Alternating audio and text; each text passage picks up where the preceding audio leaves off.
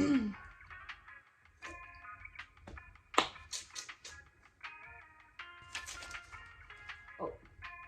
I can't show you this yet.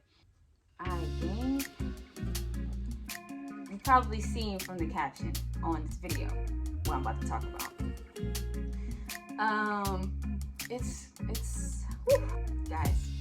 If you can't tell already, I'm in the mood to do this review because if you can see, I turned my whole room blue. Okay, I turned my whole room blue.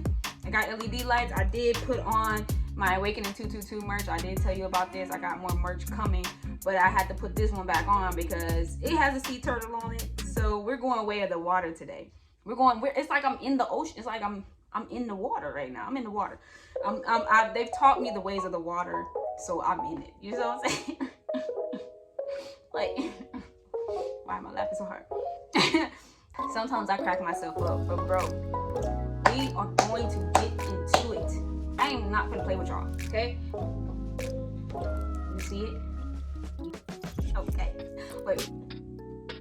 IMAX. We went to the IMAX to see this, okay? Way of the Water, Avatar, okay? If you don't know, you probably don't know, but this is one of my favorite movies of all time.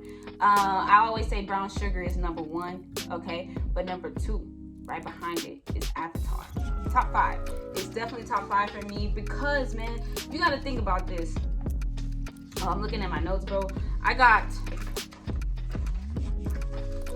Okay, I'm serious, bro. I didn't come here to play with y'all. Like, my notes on Avatar, the movie, is crazy. It's insane because it's so much to talk about. I'm really, really gonna try to keep this video short. But yeah, I always put Avatar in my top 5 because, dude, this is. Let me put it up. I'm gonna put it up, and I'm not gonna play with y'all right now. The poster looks really good. However, Avatar is in my top 5 because it's one of the most visually appealing movies ever made. Ever freaking made. If you have never seen the way that they actually made this movie, you're asleep, bro. You're freaking asleep. Because you gotta think about it. You got characters like Zoe Saldana and Sam Worthington, right? Okay, those are the main characters. And so when they did this movie, bro, that's them actually doing all the movements. They're doing all the facial expressions, everything you can see that they're doing it like they're actually acting. Okay? Like, they will literally wear these like full body suits, okay, with cameras that can mimic their actual facial expression movements and their body movements. So it's like bringing characters to life for real. Like, they're actually acting. So it's very beautiful. Literally go on YouTube and literally look up the making of Avatar. Just look up the making of Avatar and you'll see exactly what I'm talking about, bro. There's so much detail in this movie that it's amazing. It's all striking. It is literally magnificent. So I'm gonna tell you right now, just like my last review, this is a spoiler alert. If you have not seen this movie, go see the movie. Please go see the movie, okay? All you freaking people out there saying that this movie was trash, it's too long, it's 3 hours and 30 minutes. All y'all critics out there that said it was trash, you're trash. I'm just saying, and I say that with love, bro. I say that with love because this movie, this beat the first one. I'm not capping. Please go watch the movie. But if you have not seen the movie, this is a spoiler alert.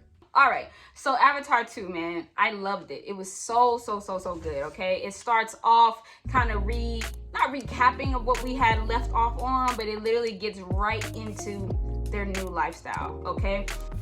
Sorry. So we still got Zoe Saldana on the movie, bro. And you know what? I needed that. I needed to have her on the movie because if she wasn't on the movie, it's not Avatar to me. If she's out, I'm out. I'm gonna tell you right now. And so this is really cool, guys, because yes, they're still in love and they're still living life together, and now they have children. But so they have their firstborn son, which is awesome. And the firstborn son, real cool guy.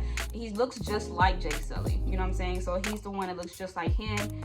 They actually have another boy and they have 2 girls. Okay, one of the girls that they do have, the oldest daughter. So the oldest daughter, she's very special because she was born what they call, I guess, a half-breed, and she was basically born with the DNA of the old scientist.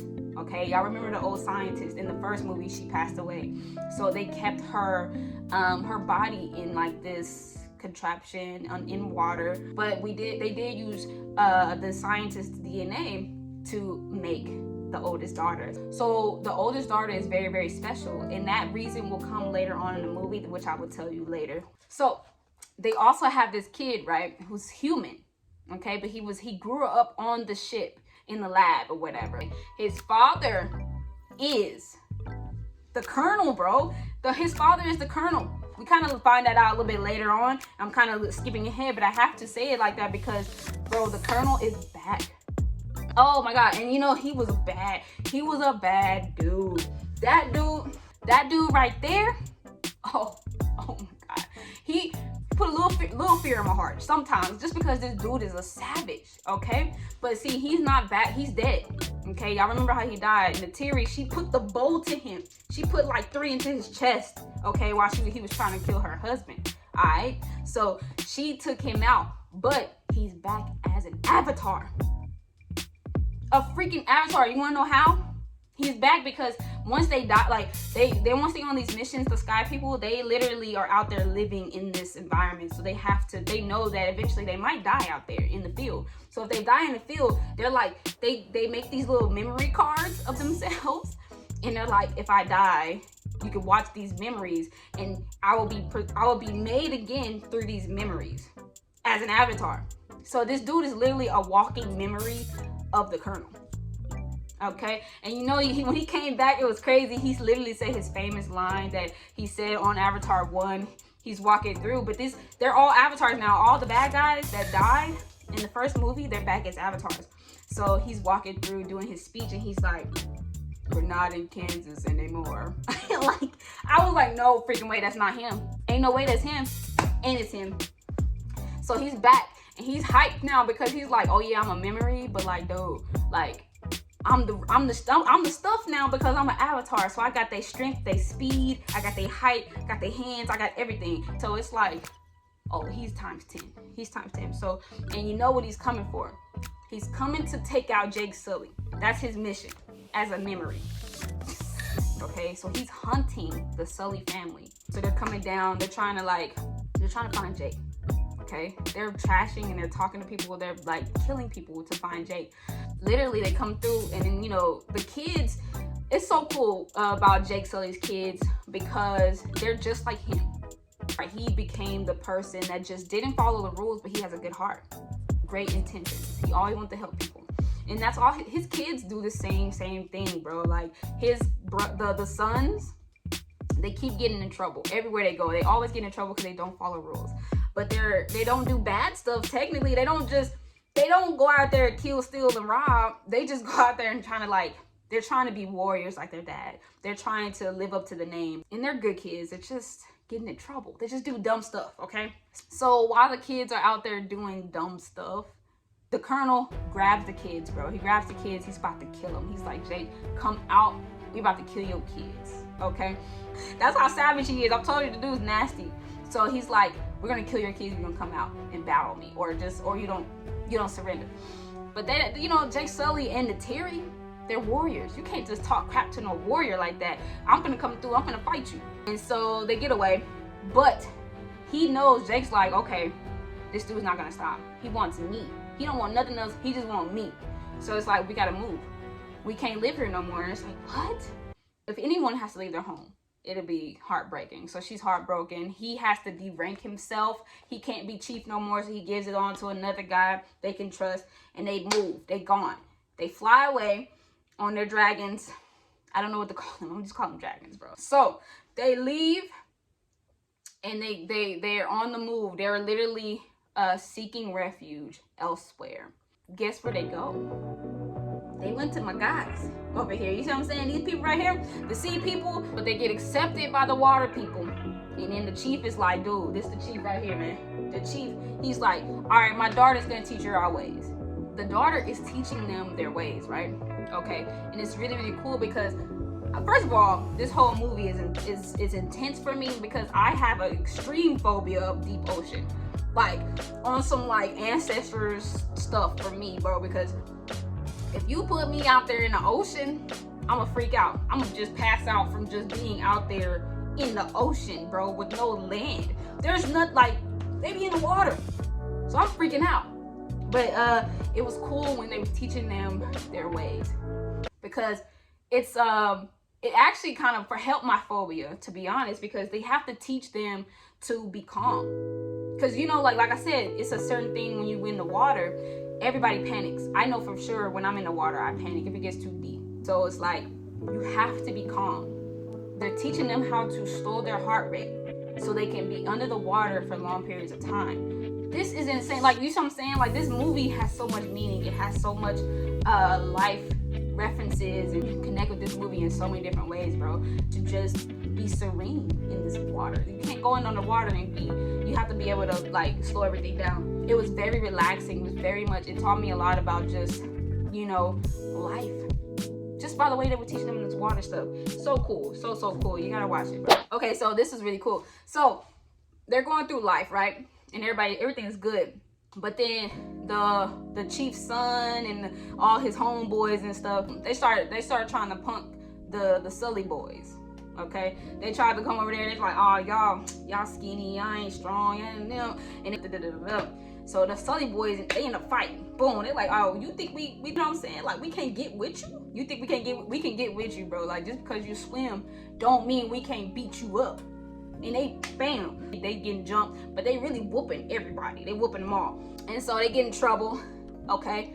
So when they get in trouble, the chief's son, he wanted to play a prank on the Sully boys. He literally tries to play a prank on them that literally almost cost them their life, which kind of pissed me off. It made me mad. They was like, let's go fishing outside the reef. Now, people, if you're in a movie and someone tells you to go outside the reef, you see Nemo. Don't go outside the reef. Don't leave. Don't freaking leave. There's big old fish out there, bro. You see Nemo. If you go outside the reef, all the big fish be coming, bro. It's too many big fish out there, bro. And that's my anxiety. That's my phobia, bro. Like, come on. Oh my God, don't go. I was like, don't go. But they like, yeah, we Sully boys, we good. You know what I'm saying? We gonna have some fun. No. They went out there. They left my boy out there. They left both the Sully boys. And then the youngest dude, the youngest Sully, he goes out there. He's swimming under there. They like let him call. They like call for the fish. They told him to call for it. He calls for the fish. They run off. They like laughing and stuff. Ha ha ha. Bro, when I tell you this big old fish was right there, oh my God, my heart. I was like, it was crazy. So he's running underwater. He's running underwater, bro. He's gonna lose his breath. So he literally passes out. And right when the big fish was about to eat him, bigger fish comes, bam, and saves this boy's life. Okay? Saves his life. The dude wakes up, like, he was literally unconscious when that happened. But he's floating up. When he wakes up, he's laying on top of the big old fish. Okay, they call them Tacuna, whatever it's really a big word for that. It starts with a T, but I'm gonna call him Big Fish. And when Big Fish, when he woke up, he's laying on Big Fish. I freaked the freak out. I was like, oh, I'm thinking he's finna die. I'm thinking he's about to be gone. They finna eat they finna eat the youngest son of the Sullys. That's what I'm thinking. He woke up on the fish and they made friends. They're friends. I'm like, what? What? They're friends? This guy is well, they gotta be. Man, say the fish, Big Fish saved your life. Big Fish saved your life. And then so he's like, bro, it freaked me to freak out. Because if I would have woke up in the middle of the ocean on a big fish, I'm dead. I'm thinking I'm dead, bro. So I was freaking out, but it turned out really good. And they start playing. They're swimming underwater. They're like, they're communicating. So like he's doing sign language to the fish, and the fish is communicating telepathically to him. The fish is like, he's like, how are you? In sign language, he's like, how are you? My name is da, da, da. And he's like talking to him, and they're in sync. They bonded. They're like, they choose. It's like they choose which person that they want to connect with, or they end up like kind of like imprinting on each other, kind of like on some Twilight stuff.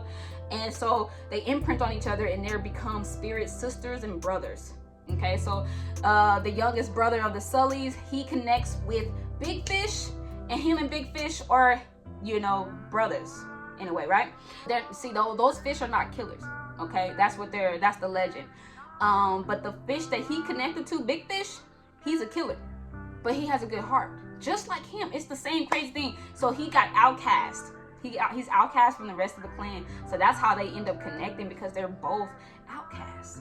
And that's why I'm like, this movie is so good. It's so much meaning to it. So they're both troublemakers with good hearts, and they bond.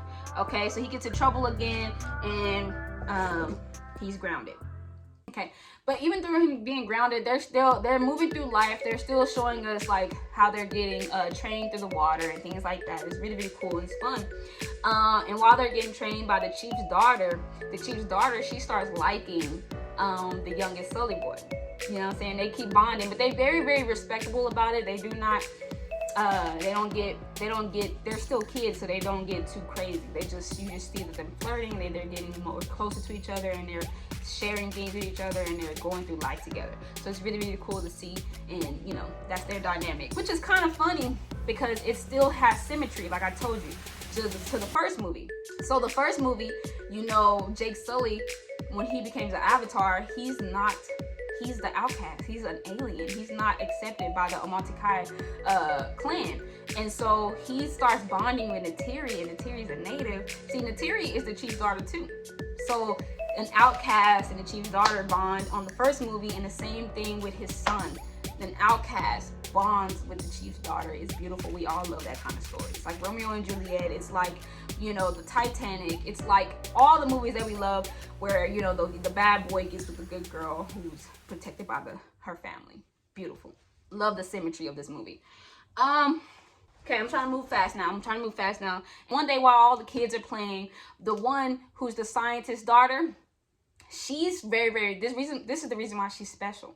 She's special because she can hear and feel and is internally connected with the spirit god of the Na'vi. So while they're playing one time, they go out there and they connect with the spirit tree in the water.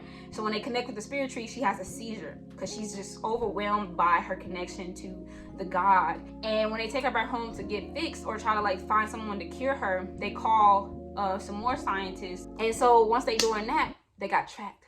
The colonel's on his behind. He's coming for Jake. So they're going to every island. They're coming down there, coming to every island. They're trashing it, terrorizing people, burning stuff down to find Jake Sully. And then they're like, boom, we can't get him like that. We got to draw him out. So they're communicating to each other. It gets back to Jake Sully. He's like, that's a sign. He's trying to draw me out. Let's not engage. But yet again, it's always the kids that's getting in trouble, doing something and getting them connected to the colonel. So the kids end up running right into the colonel. The colonel's coming and they trying to go out there and go warn Big Fish. And when they do that, the colonel sees them. He grabs the kids. He's like, Sully, come out and play. We ready for you, boy. We bringing everything. You bring everything. So they bringing all their people. They bringing their goons. And they like, bro, I will kill you. He's like, I will kill your kids if you don't come along. Right when he's about to get there, guess who comes to save the day? Because it looked like it was going to be wild. It looked like it was over. And I was about to cry. And Big Fish comes. Big Fish says, nah, man, Big Fish probably felt the young Sully boy. He like, bro, my dude's in trouble. I got to go help him. He's coming through. He literally jumps out the water, jumps into the ship that the colonel and all his goons are on. He starts killing everybody. He's like, bow, bow, bow. He's killing everybody, right? And then they like, yeah, boom. Now they's at war. Now Jake Sully done gotta sacrifice himself. Everybody's at war. We going crazy. They fighting in the water. They coming out. Bows are going. Some of these dudes got guns. They shooting. Everything's getting blown up. They're trying to go. Everybody killing everybody. But the sea people, they winning. They beating them down, man. They can't mess with us, especially with Big Fish. Big Fish going crazy. He knocking everybody out. Neytiri and Sully coming through like ninjas. They like, all right, y'all, you think you gonna just, no, you can't do us like, you don't know who we are. I guess you forgot because you a memory. You forgot. Boom. Oh, sorry. Side note, throughout all of this, before they get on the ship, the oldest son did die. And that's what turned him into a savage. They like, bro, we finna kill this dude. Like, I'm tired of this dude. And so they're fighting. They're going crazy. This is the battle I've been waiting for, right? So Avatar to Avatar, they fighting, going crazy. Sully's beating that butt. He's beating that tail. After he beat him up, beat him down, choked him out underwater, the ship starts sinking, and the whole family is on the ship, bro. So everybody's underwater after when the ship sank, and when the ship sank, they're stuck. They're stuck under the ship underwater. And the only people that can save them are their own kids, which is so cool, bro. But another thing too, the human boy, he saves his dad underwater. We thought when he got choked out, we thought he was dead. But he's not dead, bro. So when he saw him, he was underwater. He saved his parents too. Now he's out there still alive somewhere. So yeah, they ended like that. I mean, they did end on a good note, but they did forecast that it's probably going to be a third one. This movie was crazy. This movie was so good. I cried 3 times. My cousins, we was crying. We was in there going through all the emotions. We was happy. We was sad. We were like excited. We were scared. We were confused. We were like laughing. That's what a movie is supposed to be about. And we learned something, bro. We just learn about life, learn about ourselves, we learn about the world around us, having a better appreciation for animals, because obviously the way that animals, like, that's why I got my sea turtle on. Okay, I gotta represent for my guys out there, because the way they be getting treated is ridiculous. It's still ridiculous. In the movie, it really does captivate that for you. It does show you how we mistreat our friends on this planet, bro. Animals are our friends, and that's, I know I'm not vegan yet or anything like that, but you know, it's brutal. Like, it's not, the way that we treat animals is not right. It's not good, bro. Especially the people that do it for fun or do it just for money. You know? So if you mistreating, you know, where we live, what's the outcome of that? You know what I'm saying? Nothing good comes from that. So we need to be mindful of that. The movie does that. I cried for the animals, and then I cried for, you know, the aliens and stuff too. But the movie was magnificent. It was stunning, beautiful. It really gave us a great representation of the ocean. Awesome. I watched the interview of Zoe Saldana too, when she was on Hot Ones. She did talk about how the creator of this movie, he basically wanted to do it in the ocean, or mostly about the ocean, because he loves the ocean. So it was his love letter to the ocean. Beautiful. I love it. The whole movie snaps. The whole movie is a banger. I'm tired of you critics. I'm tired of you people acting like you don't like good movies. This is a great movie. Okay, go watch it. If you heard it from me first and you like my review, let me know. Tell me in the comments. Subscribe to the channel. You know what I'm saying? Go crazy. I don't care what you put in the comments. Just give me some comments. Give me feedback. Go watch the movie. I love you guys. This movie was better than the first, but the first is still my favorite. So this is just going in my top 5. It might go in my top 5. It might. And I'll one day I will give you my top 5 movies of all time. I love y'all. Peace in the Middle East. Live, love, be light. I'll catch y'all in the next video. Okay, we still got Zoe Saldana as Nefertiti. I said, oh, not Nefertiti, guys. I'm on my Egyptian. Okay, guys. So we still got Zoe Saldana as what? How do you say her name, bro?